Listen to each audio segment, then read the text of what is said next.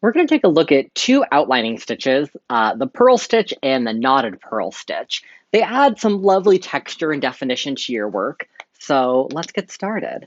I'm going to bring my needle up at the top of my stitch line, and let's start with the purl stitch. It's a little bit lower impact than the knotted purl, but it still gives you really lovely definition. So we're going to start out by taking a slight diagonal, not the big stitch, let's go a little smaller, a slight diagonal off of our stitch line, and then directly parallel to that on the other side of our stitch line, we're going to bring our needle back up, and then we're going to bring our needle underneath that diagonal stitch. When you're bringing your needle through, always think of it as bringing your needle underneath all of the threads. And you can kind of loosen that first diagonal stitch to get everything nice and pulled taut. And then we're just going to repeat that. So let's bring another stitch straight down in, off to the side of our fabric, or off of the side of our stitch line. Bring our needle back up. And then we're going to take our needle underneath the diagonal stitch and pull it straight through and give a little tug. Now, the closer you put these together, the more defined your little continued knotted shape is going to be. So I like to get nice and close while I'm doing this stitch. And here's the fun thing. When you bring your needle underneath this diagonal stitch, you can be a little rough about it. Don't be too delicate. We want to loosen that stitch up a little bit so that when we pull things nice and flat, it's really going to bring the knot into the middle of our two stitches.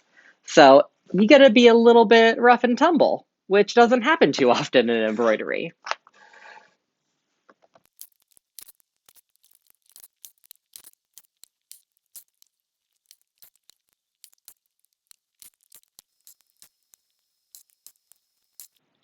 Okay, and that's the purl stitch. When you finish, just take one little stitch at the bottom, just like you did at the top, to bring it down to a nice point. And you can see on here, I've tapered mine down as I went along, so you can get an idea of what it looks like when it's big and chunky, and when it's quite small and delicate, and really the impact that it makes on your stitching.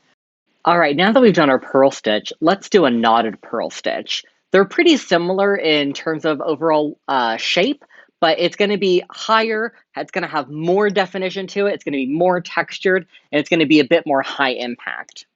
So similar to how we started the other one, we're going to bring our needle up at the top of our line, but instead of sewing at a diagonal, we're going to sew perfectly straight across, perpendicular to our line. And then we're going to bring our needle up on the other side of that. And we're going to bring our needle underneath that first stitch. So far we're very similar to what we did on our purl stitch, but here's where it's going to differ a bit more. It's going to come under the stitch and then over the seam allowance, or our extra thread. See how it's kind of sewing on top of that little loop? That's important. And then we're going to do a second stitch doing the exact same thing right in that very first stitch again. So every time we stitch, every stitch we make, we're going to bring our thread through it twice, which is going to create this kind of nice little knot on top of our fabric. Let's see it again. Take our stitch down there, come straight up, bring our needle through the stitch and on top of our working thread, and then come back around again and do it a second time through the same stitch, and then pull it nice and tight. And you see these lovely little knots starting to form. I'm using the same amount of thread that I used on my purl stitch. I'm just wrapping it in a very different way, which is creating something super high impact and really quite interesting to look at. It almost looks like I'm using twice as much floss when I'm sewing this stitch instead of the 4 threads that I started with.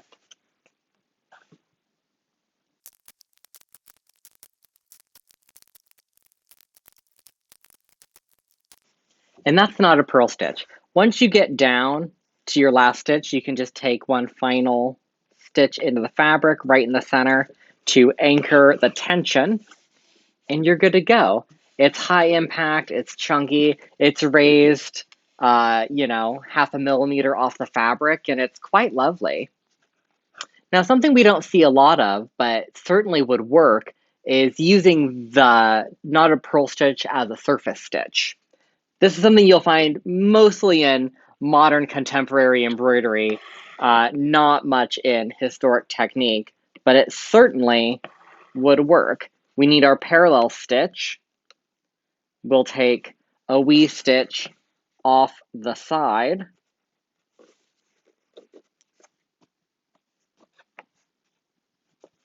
Be sure to bring our needle up through the knot. Come back around. Do it again. And then knot out or stitch our knot down and in place. You can get nice little standalone knotted purl stitches.